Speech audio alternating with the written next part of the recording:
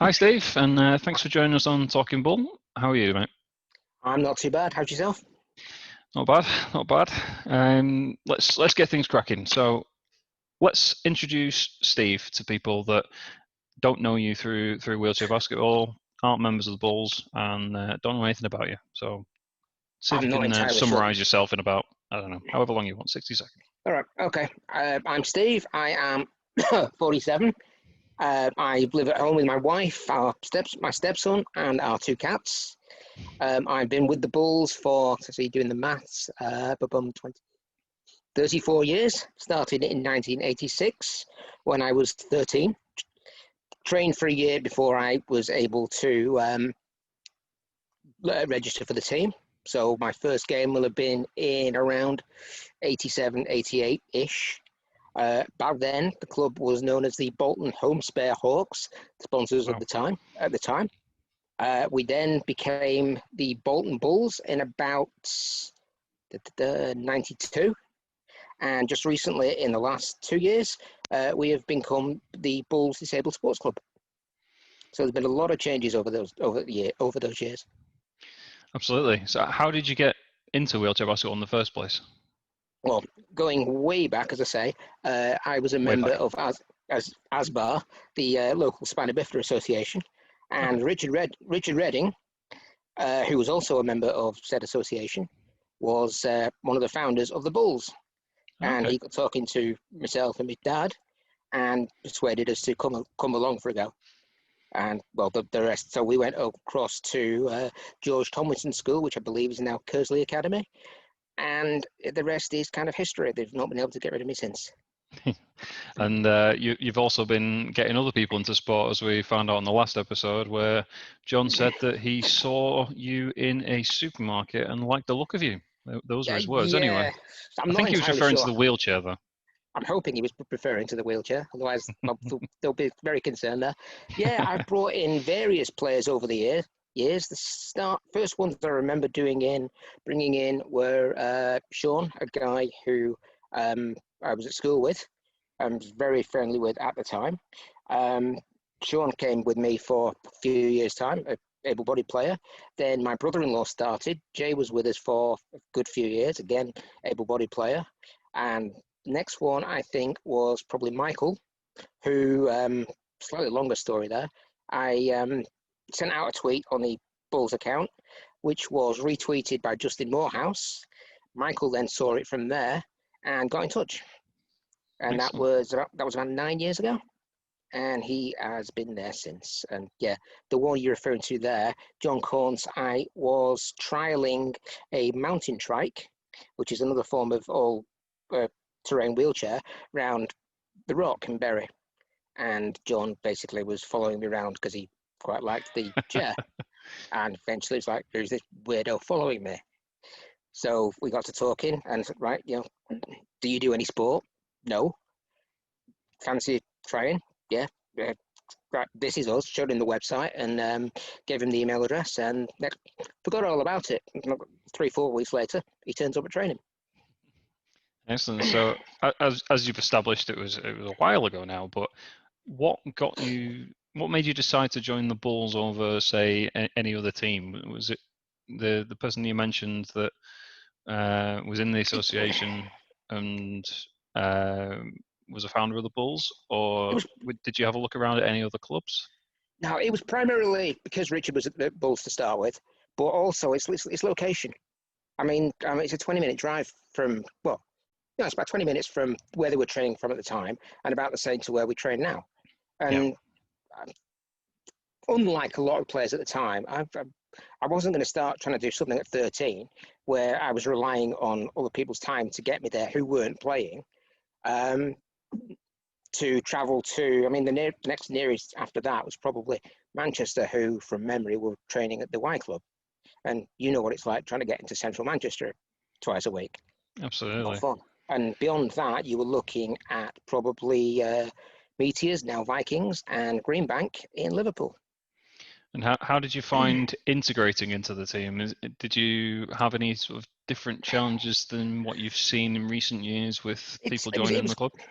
It was quite interesting joining the club. You had to basically throw yourself into it because you got to remember, at this point, I'm 13. I am, believe it or not, very, very, very shy. I didn't say boo to a goose at that point. And I had basically, there was probably about another dozen guys on the team who were all probably in their mid-20s and upwards. So it was kind of completely the reverse of what I have with the current squad. You know, these guys are, in my head, have been playing forever. Yeah. And here's me, who I've never seen a basketball. I've never seen a basketball chair in my life. But I kind of threw myself into it. I was helped greatly by the likes of Tommy and Jim Heggie, who was there at the time, and various other people who, not necessarily at the club now, but long-standing club members were very helpful. And we just kind of just kept going. We were training at the time twice a week, Monday and Thursday from memory. That cut down after a few years to just a Thursday night, and it's remained the same ever since. It has. Have you always played with the Bulls in one form or the other, or have you played elsewhere? No, well, I've played little cameos here and there with what amount of scratch teams. Remember going down to Stoke Mandeville for the Great Manchester National Youth Games as a independent athlete, if you like, with my dad. I did pretty much. It was one of those you did everything. You did sprints. Yeah. Yes, me sprinting. Not gonna happen. Couldn't do that now. Or if you're not Basketball. still doing it now, starting back then. Exactly. We were thrown into a scratch team, which is basically 5 guys who had never played wheelchair basketball for more than a month. I'd been playing about 3 months by this point, and was by far the most experienced player. Imagine how that went. Yeah. I remember one particular game we played the Tottenham Tigers with at least one ex-GB player who will remain nameless. And they full court pressed us for 40 minutes. Excellent. Just what you want at that kind of development level, isn't it? Absolutely. Great fun. I don't think we made it over the halfway line. I wouldn't expect to either, to be honest. No, but a lot of the other teams who you knew were experienced players, but they were very, very good with a group of beginners. They made sure they won, but that's all they did. Yeah. Most people through the years have been great with young players and beginners. You've got to be, otherwise eventually, us old buggers are going to retire, and there would be nobody left. Absolutely. And in terms of your favourite thing about playing wheelchair basketball, this could just pick something. It could be something as far as playing now goes, or something back when you first started, or somewhere in between. What would you say is your favourite thing that you've had? It's a combination thing. It's the social thing. This is going to sound like I'm really overdoing it, but I'm not. It's the friendships you make. It's and more since video calls and the internet came more into mainstream. It's meeting people that you've got something in common with that you can talk to off court, but more on court. It's doing what I do, and anybody that's played with me or anything against me will know what that is. It's basically making a complete nuisance of myself to the point where the defender's thinking, right, he's doing nothing. What's going on here? And next thing you know, the big forward's just driving into the gap that he didn't realise had been made behind him. And he's looking at me and he's like, how did I do that? You weren't watching where you should have been watching. Yep. I've taken advantage of that once or twice, and I've been taken advantage of by that once or twice as well. And it always works. Absolutely. So in terms of your classification then, Yeah. would you like to just explain, bear in mind people watching may not know much about disabilities in general? Okay, I'm pretty sure this has been said before, but the classification system runs from 1.0 up to a 5, 5 being an AB, 1 being me. I have got nothing going on from approximately belly button down. So I've got nothing in my legs, nothing in my waist, nothing in the abs area. It's all kind of comes from chest upwards on the whole. So I'm a 1-point player. Basically, I'm there to do the grunt work, the one that makes the big players look good.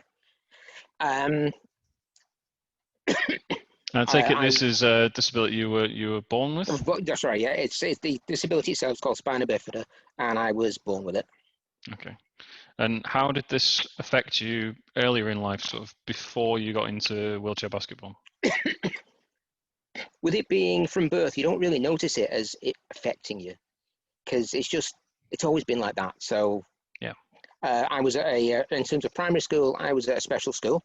So you minibus in Oldham and a minibus home at the end of the day, and everybody's the same as you are. So there's no difference there. The differences started to occur a little bit when I went to high school, which was in a, for want of a better term, mainstream school. It was St Monica's up in Prestwich. Okay. Slightly different. Most people take it as, just another kid in the class. Some people, not so much. Never any major problems there, but if you've got something different about you, people are going to look. And Yeah. you didn't get Especially to see your kids. friend. Well, exactly. I mean, you're dealing with sort of 12 and 13-year-old boys here. Yeah. I mean, you know what? 12 and 13-year-old boys will always be teenage boys. But again, you didn't necessarily see friends as regularly as your classmates might do outside of school because it's more difficult, transportation, etc. Still did, still saw a few friends, but it was always the very close friends. Yeah. So this was why at about 13, 14, my parents started looking for outlets.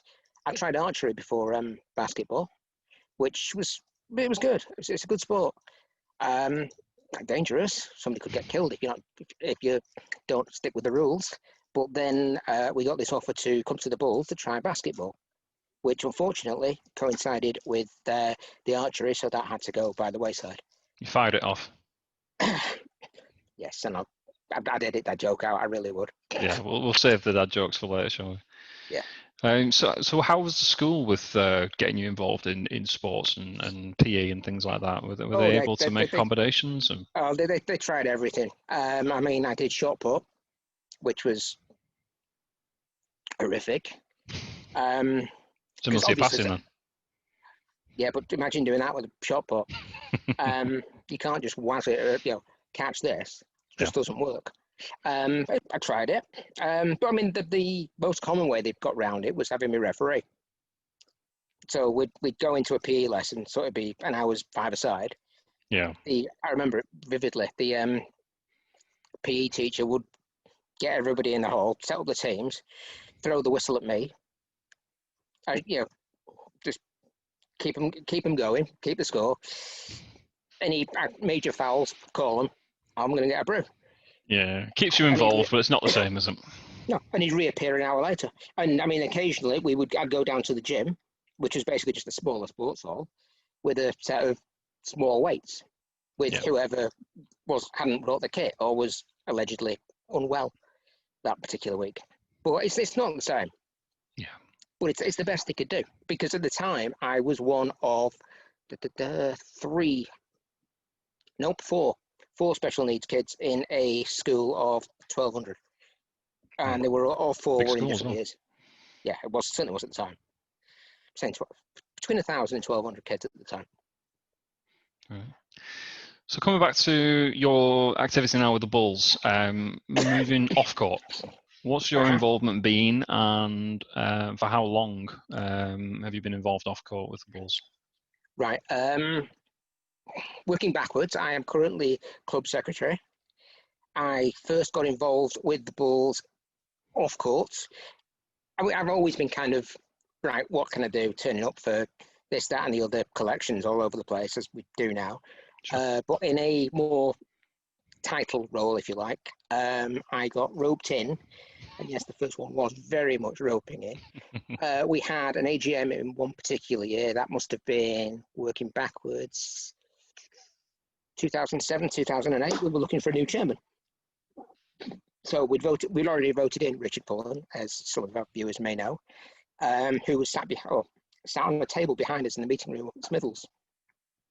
But we needed a vice chairman. So it's like the chairman, I can't remember who it was at the time, probably Jimmy, was, right, have we got anybody who want to be vice chairman? Suddenly, I'm being voted in as vice chairman, which I didn't realise at the time. Richard was sitting on the table behind me, pointing down at my head. he'll do it. He roped you in then. He wrote me in completely. So, right, fair enough. I can do that. Can't be that hard, can it? Vice chairman wasn't. About a year later, Richard went to Oldham. And then I was chairman for about the next 7 years.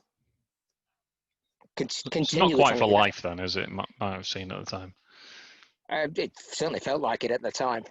But I mean, that was kind of where it started. Once you're in, that's it. You're in for life. So then I got voted in as chairman. I got tired after that, about that after a few years, and after about 7, I managed to persuade somebody else to have a go. So then Andy had a go, and I got voted in. I tried to quit completely and let somebody else have a go at this committee lark. No, why don't you just stay on as club sec? We'll split it out. We'll take match secretary off it. Jimmy's quite happy to carry on doing that because I didn't really want to get involved with the organising matches. It seemed like too much like hard work. So we split that out for a couple of years, and then so from then to now, I have been club secretary. And you will be for the rest of your days. I'll do my very best to get rid of it at some point, but I can see me being here for some time. Yeah, well, I keep trying to get you to let me retire, but no, it's not happening, no, mate. It's not happening. Fair enough. We'll talk about that again. But so, are there any wheelchair basketball players, or it could be disability sports athletes in general, that you particularly look up to, or you've been inspired by? It could be current athletes, or it could be back when you first started. Right, there are 2 that spring to mind.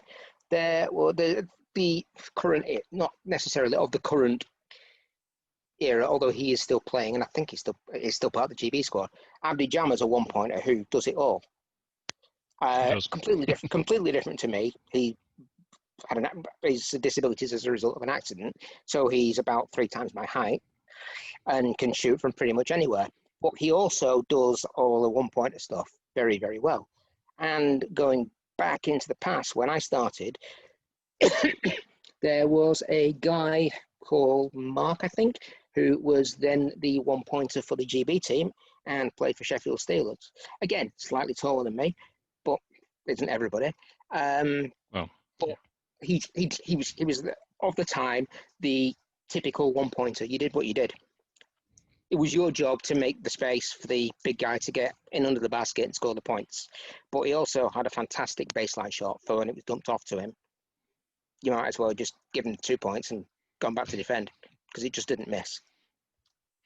Sounds so good. It's kind of the low pointers who do what I see myself doing, but do it very, very well. Yeah. And what would you say is your biggest achievement in wheelchair basketball so far? I would so say far leaving the room for the, obviously you're not retiring, so there could still be some still. Retiring soon. You heard it here first. But anyway, aside from that, I would say probably 2 really. I would say historically when we got a Bulls team into the 2nd division and stayed there for a few years was a massive achievement because we were drifting in the middle of the 3rd, kind of largely where the team is now. In BWB for quite some years, and we put on a run and went straight up to the 2nd division and stayed there for 2 or 3 years before we dropped back down now. But I think the other achievement that I've got to mention is probably the squad we've got now. I mean, we've got basically, in terms of how long I've been playing, we've got basically no experienced players on court at any one time. There's pretty much me, Darren that's been playing almost as long as me. Yes, I've been playing longer than Darren. I don't know how that's physically possible, but I have. Tommy's around, and you've been playing for a few years, but below that, I don't think anybody's been playing for more than about 5 or 6 years. Yeah, so it's very much a new squad. It's a new team. Gelling together. It's developing the next generation, if you like. So it's kind of watching and trying to help where I can in bringing that team forward, both on court and off court. It's a bit of an ongoing achievement then, in that I think we're all proud of what we've been able to do with the short time we've had with the players we've got. Yeah, very much so. Very much so. I mean, I'd quite like us to find another one-pointer, then I can retire, but no. It's all ABs turn up. Yeah, I mean, it's on my list of things to ask, so I'm going to ask it. What are your ambitions for the future? And don't What say would you? retirement. Yeah, well, obviously that's still in there, but I'm getting the strong impression that you're not going to let me do that anytime soon. But yeah, are we talking in terms of basketball now? Yeah, let's keep it with wheelchair basketball, but of course, eventually everyone stops playing. Yeah, it's developing this squad. Hopefully, getting in a few more players. Well, getting us, well, to start with, it's getting us back on court after COVID was done, and I realise we've got kind of Project Restart in progress at the moment, which has been very, very well put together. And from what I'm told, although I've not been able to train due to various hospital visits, not COVID, I hasten to add, that have put me out for the next few months. But it's getting the players back on court and basically improving to the level whereby it becomes our choice whether we want to go back into BWB or to stay where we are in UKWB. Yeah. So you mentioned obviously COVID and the lack of training, things like that. We had to stop training because of the pandemic and the lockdown back in around middle of March this year. And until we were able to start training again in July, nobody was training. Obviously, you've had even longer not training. So how have you felt the impact of that? It's been First of all, obviously the lack of training, but then also lockdown itself, where basketball aside, none of us could really do much. in terms of the not training, it's been a nightmare. In terms of you can almost feel your fitness waning away. Add to that the lockdown, where under the current restrictions, and Sasha, my wife, is on the extremely vulnerable list. So we've not really been able to do anything. We've not been able to see family. We've not really been able to, with any safety, go to the shops or anywhere kind of beyond the end of the drive. So effectively, you're stuck at home, either sitting behind a laptop or sitting watching Netflix. Combine that with no exercise and a fridge that's stocked up in case, well, the apocalypse turns up. You can imagine the rest. I've just got rounder and rounder. So I jumped on the Yeah. scales just before I went to hospital. It's like, no, that can't be right. There's too many zeros in that number. Yeah, one at a time, I'm, please. I'm in a similar boat. Lockdown has not been kind to me either. Mhm. How have you felt the sort of social impact of? Obviously, you mentioned not being able to see family and things, but obviously, one of the benefits of the regular, wheelchair basketball sessions that we usually run is not just the physical side, but the social bit, and that you get to see the same faces, whether you like them or not, every week. But obviously, you've not been able to do that for so long.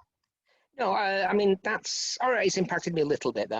That's it's helped technology these days. You've got all the social media, you've got video chat, so it's helped that most of the players that I socialize with, or who said something else then, that I sort of are in my sort of social circle, if you like, I talk to on a regular basis anyway, through phone calls, through this, through social media.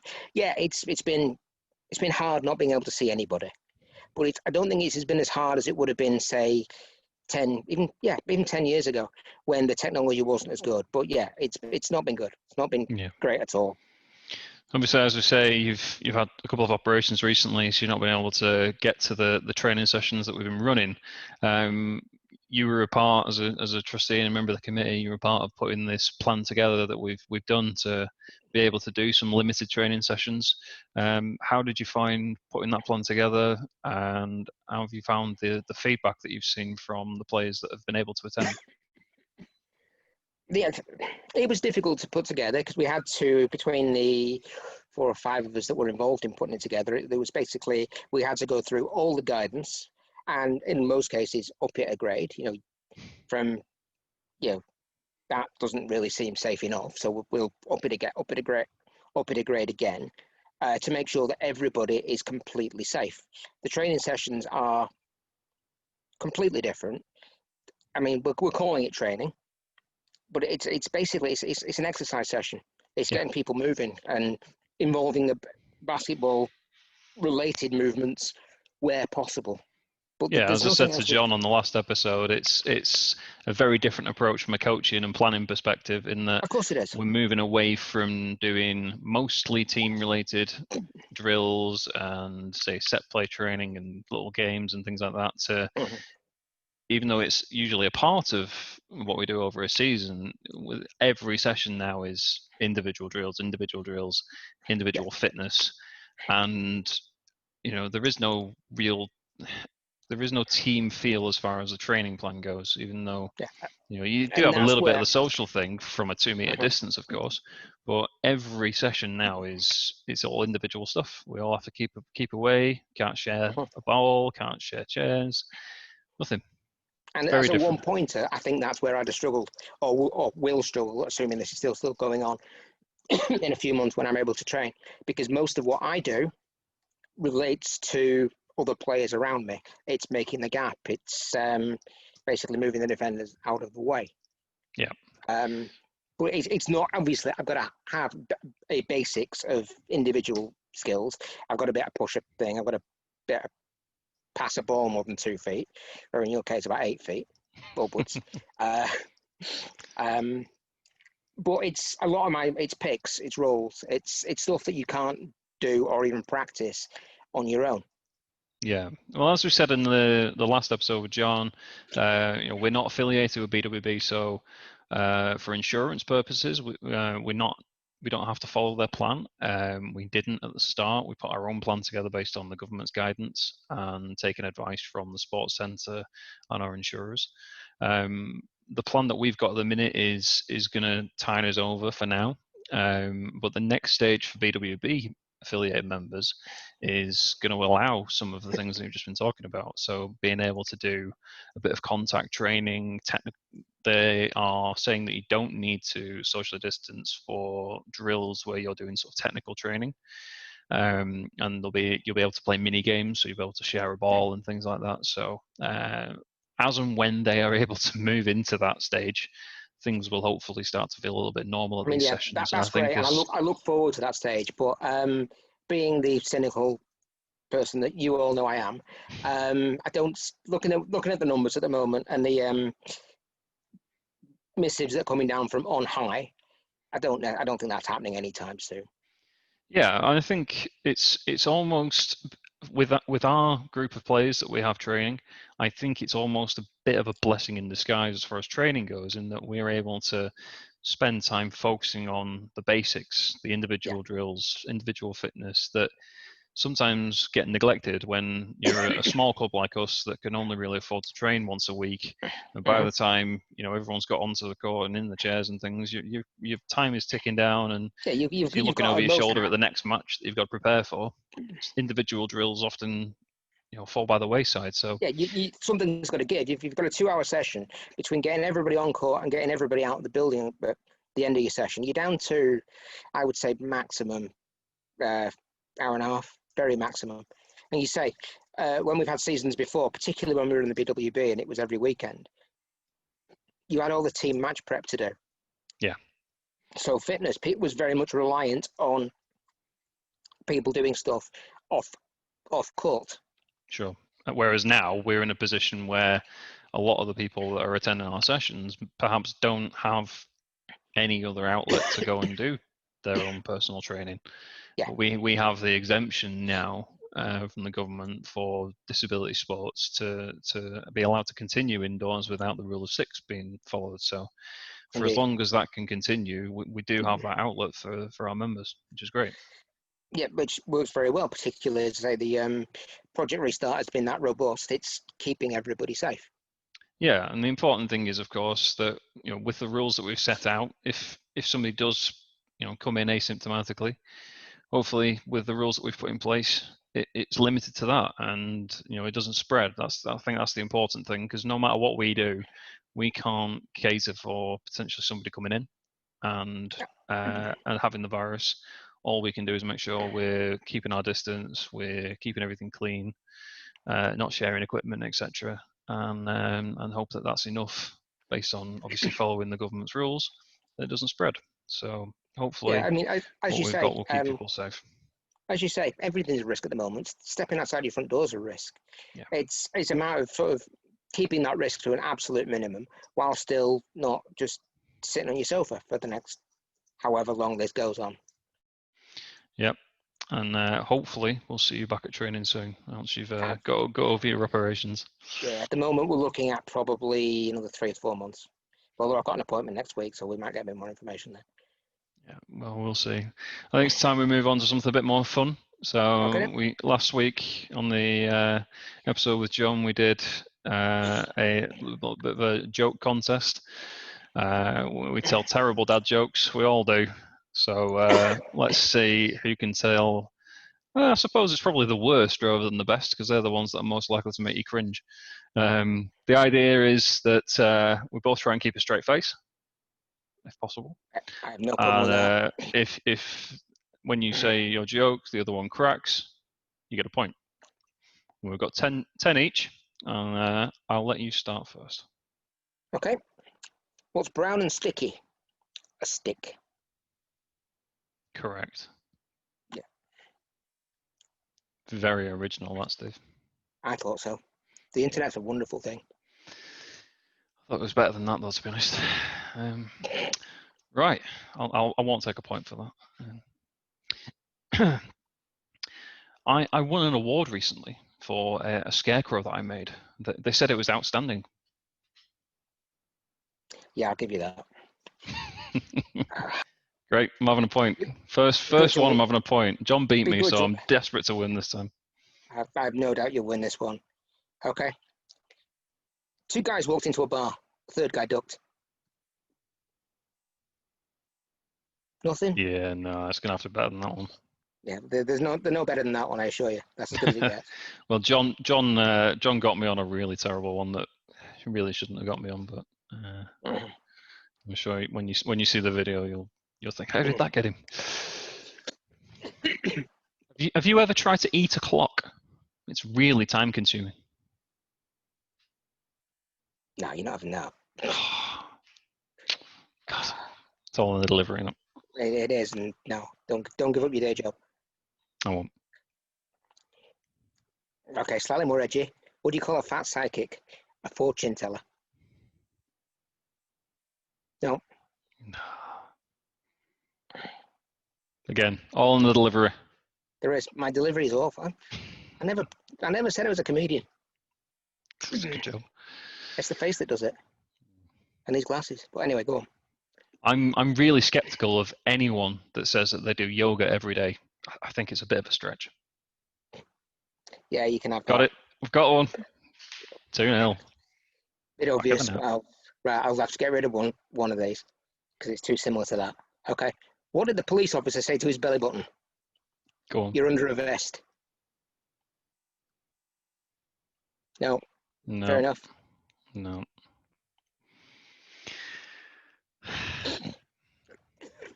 When I left the house this morning, I walked past my stepladder and I thought, I wish I knew my real ladder. 3-0. I'm having it. I'm having that point. Okay. What would the Terminator be called in his retirement? The Exterminator. Yeah, you can have it. Couldn't help but smirk. I tried to keep a straight face. I'm feeling that bad by the one you go. Get you. I'm not sure which one was worse, that one or John's. First one. God. I had some green coloured ice cream last night. It was mint. No. So yeah, that's probably my worst one. So I thought Yeah, that one might make you crack, but no. No. Okay. Well, going on the colours theme, why do nurses particularly like red crayons? Because sometimes they have to draw blood. No? No, shocking that, mate. That was pretty awful. But you started talking about colours, so I had to go somewhere. Yeah. Well, it's almost as disappointing as earlier on when my calculator stopped working again. I just can't count on it anymore. No, obvious, but Worth a try. Worth a try. okay. What's the most detail-oriented ocean? The Pacific. Slow burner. Yeah, yeah. No, you can have that one. You can have that one. Oh, that, no, that's shocking, but you can have it. You can have that point.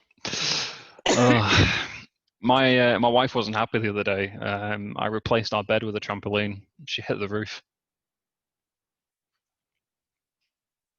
No. Oh, thought that'd get you. Yeah, it was close. It was close.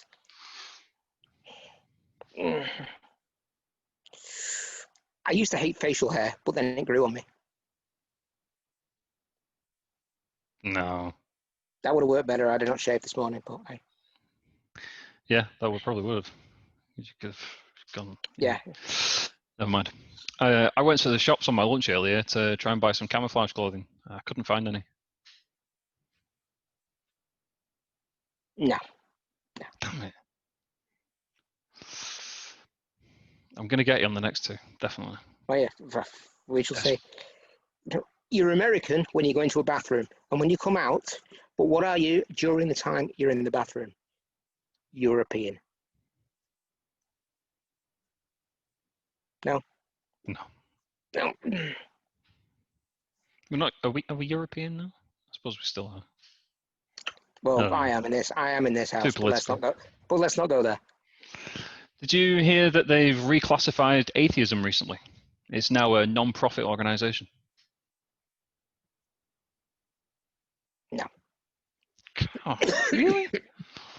Yeah, it's close. It wasn't bad. Go on, your last one. Last Make one. it a good Okay. one. You're 3-2 down. Equalizer. Here we go. 5/4 of people admit they're bad at fractions. You might have got me on that if I hadn't told my my daughter that one the other day. It's probably from the same website. Yeah, she was doing a maths homework, and I thought it'd make her laugh, and didn't make her laugh either. To be fair, afterwards, she just wanted to kill you. Yeah. she was just. I don't know. I think she just wanted to disown me after that one. To be honest. Surprised it took that long. I went to a really emotional wedding earlier on this year, and even the cake was in tears. Yeah, you can have that. Good, excellent, much better performance than last time. Is that 4-2? It is 4-2, yeah. Wow. I said I was going to up my game, and on to the next challenge. Right, hope you enjoyed that, Steve, and hope everyone watching did as well. It's good. We'll have to do another one at some point in the near future. I'm sure we will. All right, take care of yourself, and thank you for joining us and talking some bull. All right, cheers. Cheers.